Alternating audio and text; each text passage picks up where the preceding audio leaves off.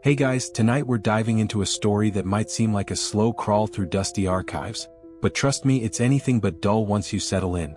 Imagine yourself in a world so ancient, so unlike our own, that the idea of writing hasn't even been dreamt of yet. You trudge through sun-baked plains, surrounded by rivers and marshes teeming with life, clutching a humble reed in your hand. This reed, simple as it looks, is about to change everything. Spoiler alert. You probably wouldn't survive this early world without a fair share of luck and a whole lot of patience. So, before you get comfortable, take a moment to like the video and subscribe, but only if you genuinely enjoy what I do here. And hey, while you're at it, drop your location and local time in the comments below. I'm always curious who's tuning in from where. Now, dim the lights, maybe turn on a fan for that soft background hum, and let's ease into tonight's journey together. The story begins in the marshy lands of ancient Sumer, nestled between the Tigris and Euphrates rivers. Here, long before anyone dreamed of novels or tweets, the earliest human communities faced a simple but nagging problem: how to keep track of their stuff. You see, in a world where food, livestock, and goods mattered a great deal, you needed a reliable way to remember who owned what, how much grain was stored, or which trader owed a debt. At first, people relied on memory and word of mouth, but as settlements grew, so did the complexity, and the chances for forgetting or worse, mixing things up. Enter the humble reed stylus. This slender stick, often cut from the marsh plants surrounding the rivers, became the primary tool to mark soft clay. Imagine soft mud, shaped into flat tablets, ready to receive impressions before the sun hardened them into permanent records. This tactile process was the foundation of the earliest writing system. You press, drag, and scoop with the reed, leaving behind symbols that could be understood later. It's like drawing your shopping list in mud, but for real long-term record-keeping. You might picture early humans grabbing a pen and scribbling down thoughts, but historians still argue whether this transition from simple marks to meaningful symbols was deliberate or a happy accident born from necessity. Maybe some clever soul just noticed patterns in the shapes and began to repeat them to mean specific things. Over time, this primitive record-keeping evolved from mere pictures or tokens into abstract impressions, an innovation that took centuries. Now, here's a quirky detail. Some of the earliest clay tablets show signs of being recycled. Imagine someone's grocery list getting erased with a wet cloth, only to be used again, a little like writing on a whiteboard today. Except instead of a cloth, they used water and softening clay. Talk about eco-friendly ancient technology. These tablets were more than just notes. They were the first attempts to externalize human memory in business. And those reeds? Not just any sticks. You could think of them as the world's first pens, though less comfortable to hold than your favorite fountain pen. The wedge-shaped marks they created would soon evolve into cuneiform script. But for now, each impression was a vital step in the slow dance toward writing. As you imagine pressing your stylus into clay, you might hear the gentle tapping sound echoing across ancient Sumerian workshops. It's quiet but powerful, the birth of communication beyond spoken words. And while we can admire the invention today, back then, this was cutting-edge technology, possibly viewed with awe, suspicion, or a bit of superstition. So, remember that simple reed in your hand because it set the stage for centuries of human storytelling, record-keeping, and culture building. Without it, you might still be relying on smoke signals or shouting across the marketplace.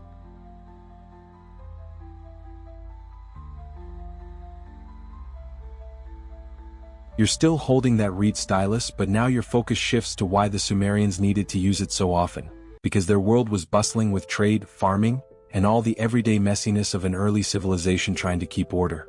Imagine yourself walking through the busy streets of Uruk, one of the first major cities on Earth, where merchants shout softly to each other and farmers bring in their harvest.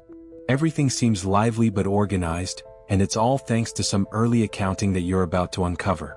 In this section, you'll get a sense of how record-keeping was the backbone of the Sumerian economy, helping to manage grain storage, livestock, and trade deals. The economy was not just about exchanging goods, it was a complex system requiring precise notes on who owed what, how much was produced, and where everything was headed next. This wasn't scribbling for fun, it was essential.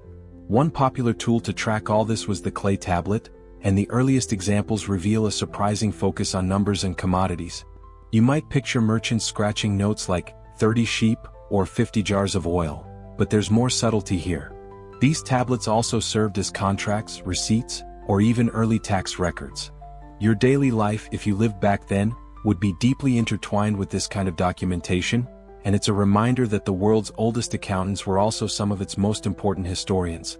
A quirky fact: some tablets were designed with pictographs that resembled the actual items, like a small circle for a head of cattle or a grid for a field. But over time, these pictures got simpler and more symbolic, because drawing detailed images for every transaction was just too time-consuming. Imagine trying to draw a whole farm each time you wanted to record an exchange. No wonder scribes preferred shorthand. Historians still argue whether these symbols developed primarily out of practical needs for commerce or if religious rituals influenced their form and use. Some clay tablets were found in temples, suggesting that priests may have kept records not only for trade but for sacred ceremonies and offerings. So, you're not just watching the birth of writing, you're stepping into a world where economy, religion, and daily life were all tangled together in beautiful complexity. And here's another little surprise: not all the goods recorded were serious business. Beer, a staple of Sumerian life, was also tracked. You could think of it as the world's first craft brew inventory. Imagine a ledger that reads something like 12 jars of barley beer dispatched to the temple, proving that beer had both social and religious value.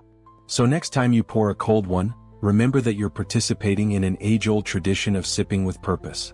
Walking the streets of Uruk, you'd notice that these records kept society running smoothly, from farmers to traders to temple officials.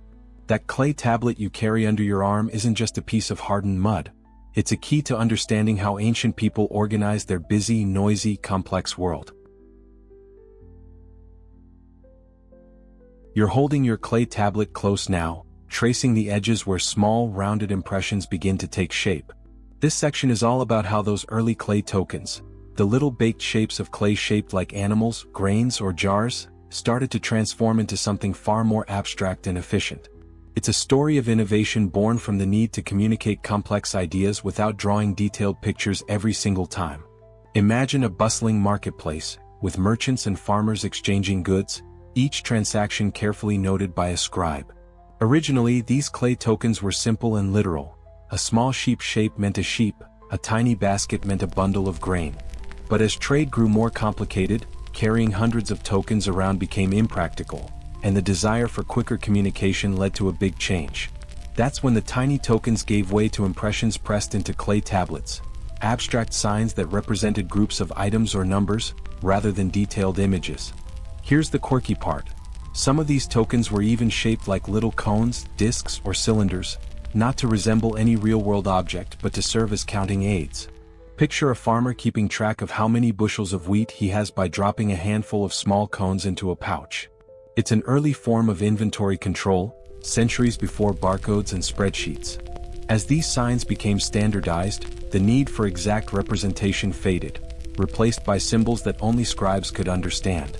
Historians still argue whether this move from physical tokens to symbolic impressions was a gradual, organic evolution or a sudden leap driven by administrative necessity. Some scholars believe temple administrators, who needed to manage increasingly complex economies, pushed for a writing system that was faster and more portable than clay tokens. A fun fact to keep you smiling: some of the earliest abstract signs resemble tiny smiley faces or simple doodles, which suggests that early scribes might have had a bit of fun experimenting with their stylus before settling on the official script.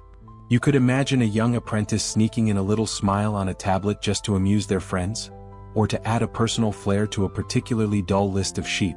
By the time you hold your clay tablet, those original tokens had evolved into wedges and strokes pressed carefully with a stylus, a script that would become known as cuneiform.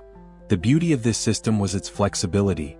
It could represent numbers, objects, and later, even sounds and words. From those humble beginnings, the first written language was born, setting the stage for centuries of human communication.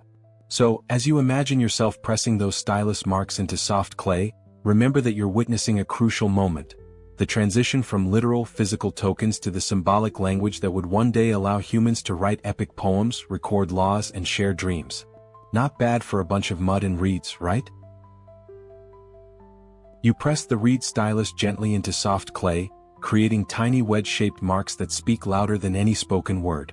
This moment marks the birth of cuneiform, the wedge writing that would soon become the signature of Sumerian civilization and a milestone in human history.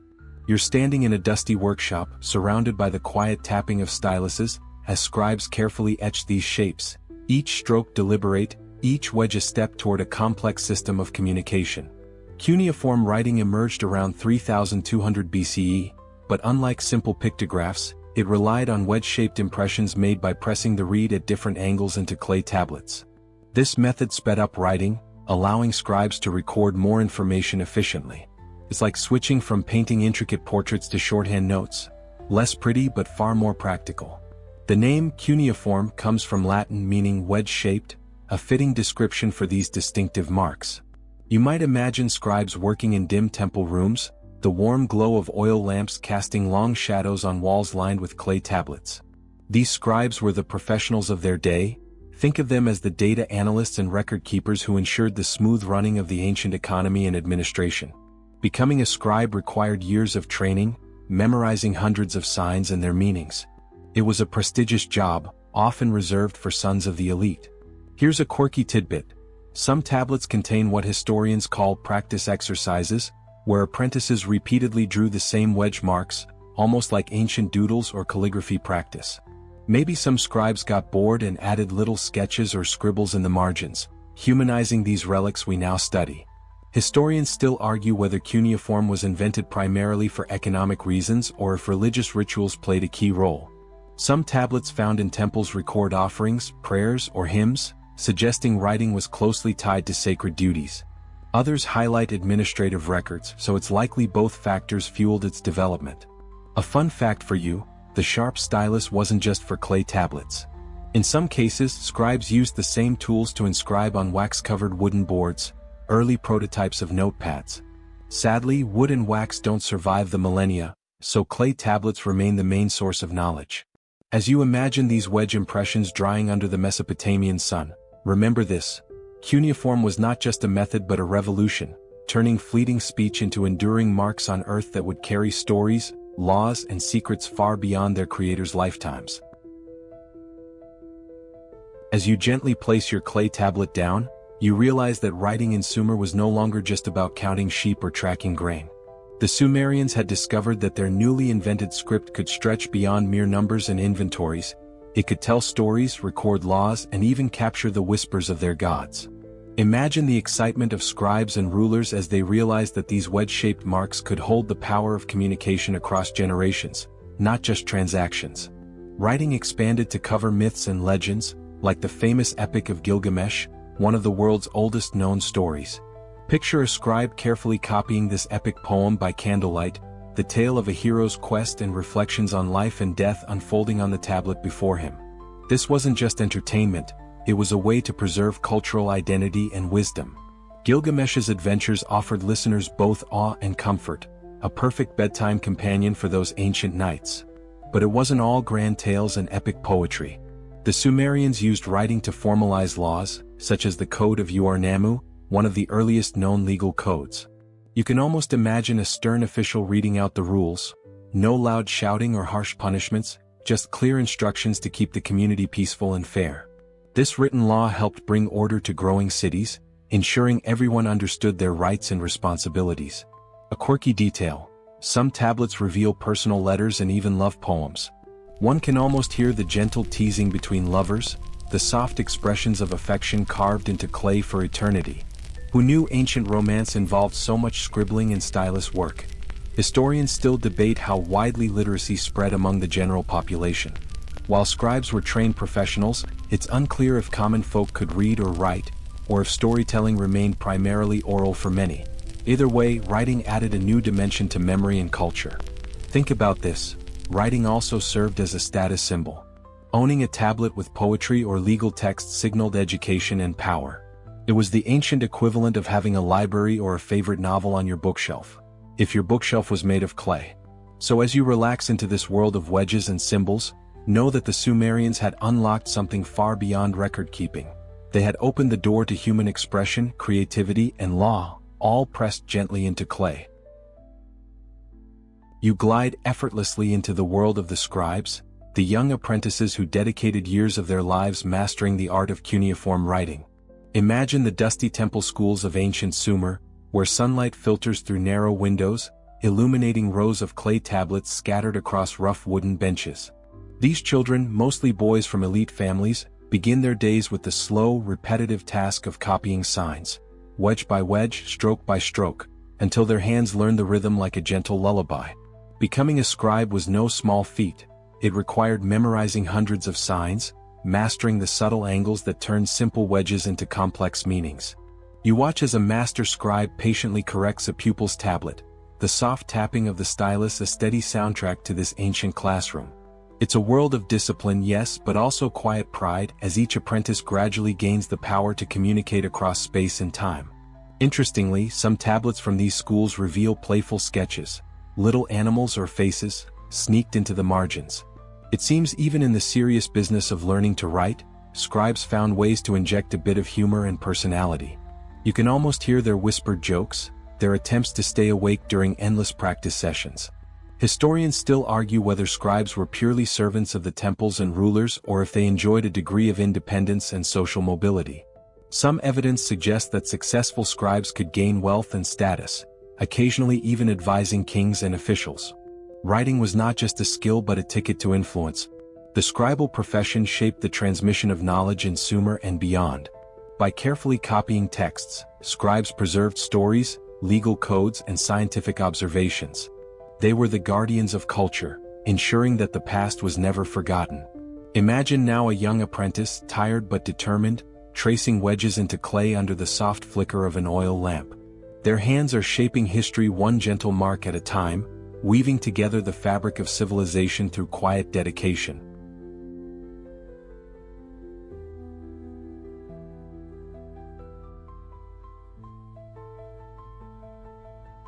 You find yourself wandering the busy streets of Uruk, one of the world's earliest cities, alive with the hum of everyday activity. Imagine the soft chatter of merchants bargaining over dates, the low murmur of farmers unloading grain, and the distant clatter of potters shaping clay vessels. Writing has woven itself into this bustling scene, quietly threading through every corner of daily life. In the marketplace, scribes are indispensable, their clay tablets recording transactions, debts, and deliveries. You watch a merchant hand over a tablet as a receipt, ensuring trust in the trade that fuels this growing metropolis. The efficiency of written records means fewer disputes and smoother commerce, helping Uruk thrive as a hub of culture and economy. Step into a household, where women maintain their own tablets detailing supplies and family matters. Contrary to the common assumption that writing was solely a male domain, some evidence points to women, especially those managing estates or businesses, wielding styluses with practiced skill. It's a subtle reminder that ancient daily life was more nuanced than history books sometimes suggest. You might be intrigued to learn that scribes also recorded recipes and medicinal remedies. From barley bread instructions to herbal mixtures for common ailments, these tablets offer a fascinating glimpse into Sumerian kitchens and apothecaries. One curious note even outlines how to brew a soothing beer, hinting at both practical and social uses of the beverage. Historians still debate how widespread literacy truly was in Uruk. While scribes were trained professionals, it's unclear whether ordinary citizens could read or write, or if writing remained largely confined to administrative and religious elites. Either way, writing's presence shaped how people interacted and planned their days. Imagine the tactile feel of those clay tablets, warm from the sun, textured with wedge-shaped impressions, serving as the silent witnesses to a city's rhythm. Writing was no longer an abstract tool, it was a vital thread in the fabric of urban life, connecting traders, priests, and families alike. You now find yourself stepping into the grand halls of the priest-kings, the powerful rulers who not only governed cities but also wielded immense spiritual authority. These priest-kings understood the power of writing as a tool to solidify their rule and communicate their divine right to govern. Imagine the soft glow of oil lamps illuminating clay tablets that detail proclamations, temple offerings, and decrees, all bearing the official seal of authority. These rulers commissioned scribes to record their achievements, victories, and religious ceremonies, carefully crafting narratives that linked their reign to the favor of the gods. Writing became a means to inspire loyalty and maintain order in a world where power was both political and sacred. You might picture a priest-king reading aloud from a clay tablet during a public festival, his voice steady and commanding, reinforcing his position as both leader and mediator between mortals and gods. Interestingly, some tablets reveal subtle propaganda efforts, where histories were shaped to emphasize the ruler's wisdom and divine favor while glossing over less flattering events. It's a reminder that even in ancient times, storytelling had its spin doctors. You might imagine a scribe quietly adjusting a tablet's wording under the ruler's watchful eye, a delicate balance between truth and flattery. Historians still debate how much actual power these priest-kings wielded versus the influence of temple priests and councils. Was the writing truly a reflection of their authority or a tool used by religious institutions to control society? The lines often blur in these early civilizations. A quirky note: some inscriptions even include instructions for celebrations or feasts, showing that rulers not only governed but also hosted the social glue that held communities together. It's ancient event planning, scribal style. As you linger in these grand halls, consider how writing elevated the role of leadership from mere force to a crafted written legacy, one wedge at a time. You're settling into the more surprising corners of Sumerian writing, where the clay tablets reveal a quirky side to this ancient civilization. Beyond trade and law, the Sumerians used writing for everyday pleasures and personal expressions that you might not expect, like love letters, recipes, and even beer brewing instructions. Imagine a young lover carefully inscribing a tender message on a tablet, hoping the recipient will cherish these clay words as much as you treasure a modern text message. These love letters often include gentle teasing, poetic compliments, and sometimes playful complaints about delayed visits. Pretty relatable even thousands of years ago. The idea that someone etched their affection onto a hardened clay tablet gives you a sense of timelessness to human emotions. It's like finding a Stone Age emoji, a heartfelt sigh captured in wedge-shaped script.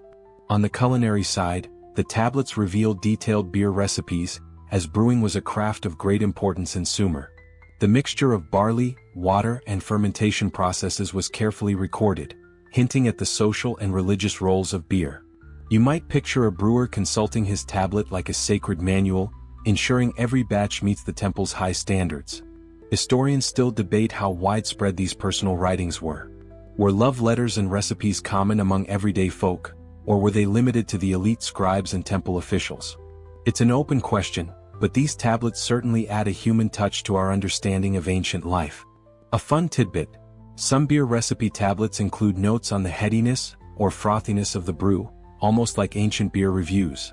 Imagine a Sumerian critic, stylus in hand, grading each batch with a gentle smile. As you imagine these personal and practical writings, it becomes clear that Sumerian cuneiform wasn't just a bureaucratic tool, it was a medium for daily life, laughter, and love, pressed softly into clay. You begin to understand how writing transformed memory itself, changing the way stories, laws, and knowledge were preserved and shared. Imagine sitting around a flickering fire with a group of storytellers, their voices weaving ancient tales passed down through generations. Before writing, these stories lived in the minds and mouths of people, shifting slightly with each retelling. But once those wedge-shaped marks appeared on clay, stories gained a new form, fixed, repeatable, and far-reaching. This shift wasn't just practical, it altered how people thought about history and knowledge. Writing allowed communities to hold onto their past with more precision, preserving not just myths but records of real events, laws, and rituals. Imagine the weight of responsibility on scribes' shoulders, knowing their inscriptions could shape how future generations understood their world. Interestingly, while writing preserved stories, it also changed their nature. Oral traditions were fluid, with storytellers adapting tales to their audience, while written texts fixed the narrative, often privileging certain versions. This sparked debates among scholars about whether writing limited or enriched cultural memory. A quirky fact: some tablets show multiple versions of the same story, suggesting scribes might have disagreed on details or enjoyed comparing different tellings. You could imagine a friendly rivalry among scribes over the correct version of a tale, a bit like a literary book club in clay. Historians still debate how widespread literacy was in ancient Sumer, whether storytelling remained primarily oral for most people, or if reading and writing were common beyond scribes and elites. Either way, writing added a durable layer to the cultural fabric. So as you listen to this gentle history, think about how writing changed the way humans remember, turning ephemeral tales into lasting legacies, all pressed softly into clay tablets that still whisper across millennia.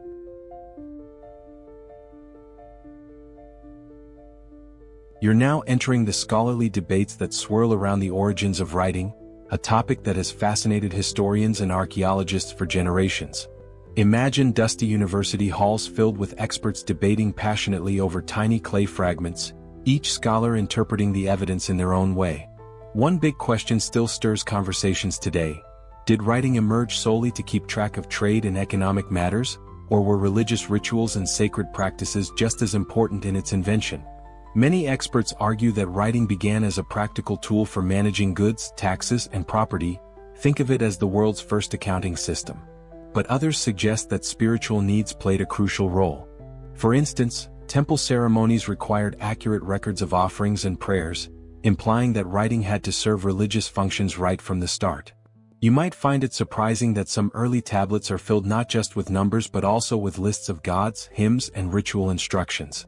It's as if scribes balanced between the earthly and the divine, inscribing both market transactions and sacred knowledge on the same medium. A quirky point to ponder. Some researchers propose that the very shape of cuneiform signs was influenced by religious symbolism, with wedges representing divine tools or cosmic elements. Imagine the stylus as more than a pen. It's a sacred instrument bridging humans and gods. Historians still debate which came first, the practical or the spiritual use of writing. It's possible that both needs emerged simultaneously, intertwined in the complex fabric of Sumerian society. So as you ponder these debates, picture scribes navigating not just economic records but the sacred responsibilities of preserving their civilization's spiritual heritage, one wedge-shaped mark at a time.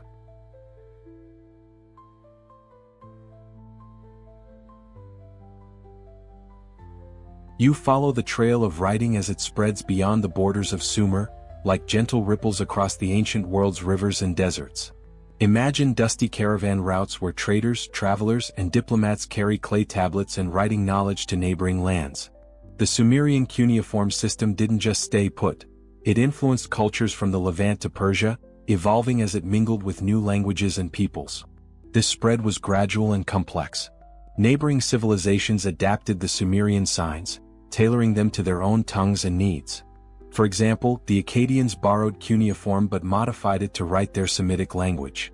Over time, cuneiform became a multilingual script, used for everything from royal decrees to epic poetry across Mesopotamia. Interestingly, this diffusion wasn't always peaceful or straightforward. Sometimes, adopting Sumerian writing was a political act, an assertion of prestige and connection to the civilized world. You might imagine a foreign king commissioning scribes trained in cuneiform to bolster his legitimacy or to communicate with distant powers. Historians still debate how much literacy spread among conquered or neighboring peoples. Was writing a tool of empire limited to elite scribes, or did it trickle down to merchants, priests, and artisans? The answer remains murky, with evidence pointing both ways. Here's a fun tidbit. Some clay tablets found far from Sumer contain unusual hybrid signs, mixing local symbols with classic cuneiform, like ancient remix culture. You can almost picture scribes experimenting with their writing, blending tradition and innovation. As you imagine these journeys of clay tablets and styluses crossing borders and deserts, think about how writing became a bridge, connecting diverse cultures in a shared web of communication that shaped history.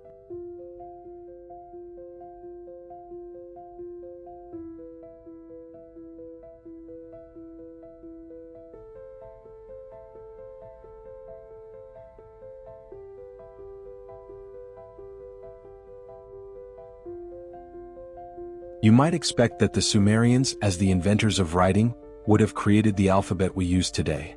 But in fact, the story is a bit more tangled. Instead of an alphabet, the Sumerians developed a complex system of hundreds of signs, cuneiform, that combined ideas, sounds, and objects.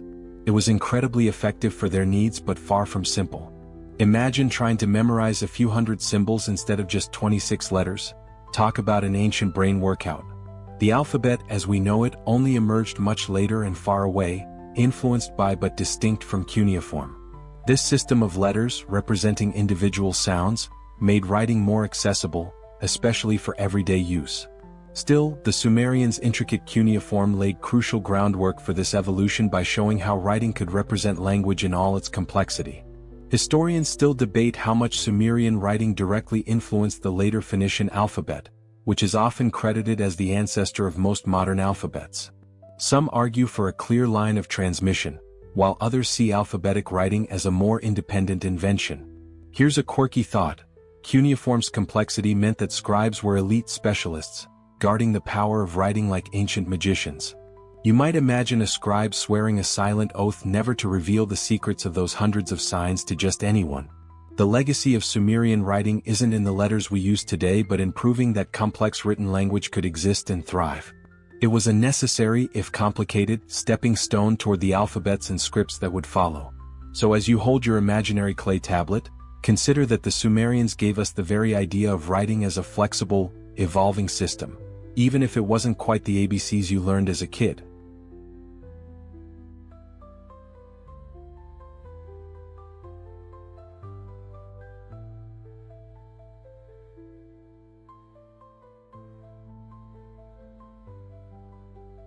You're almost at the end of your journey, gently tracing the legacy of Sumerian writing as it echoes through the millennia. These clay tablets, worn and fragile, have survived floods, wars, and the march of time, offering us a rare window into a world long past. Imagine archaeologists dusting off these artifacts, their careful hands revealing stories etched thousands of years ago, stories that still resonate with the human experience. The legacy of Sumerian writing goes beyond just ancient tablets. It's the foundation upon which much of recorded history rests. Without their invention, we might still rely solely on oral traditions, losing countless tales, laws, and knowledge. The cuneiform script influenced many cultures and languages, spreading ideas, culture, and governance across a vast region. Interestingly, many of the tablets contain everyday information, shopping lists, school exercises, recipes, reminders that history isn't just about kings and battles but about ordinary people's lives. These small details humanize the ancient world, bridging the gap between us and them. Historians still debate how much the average Sumerian understood about these writings and whether literacy was confined to a privileged few or more widespread than we think. What's clear is that these tablets are invaluable records, connecting us to the dawn of civilization.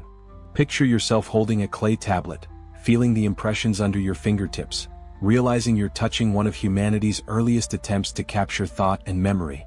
It's a powerful reminder that writing is not just a tool but a living legacy that shapes who we are.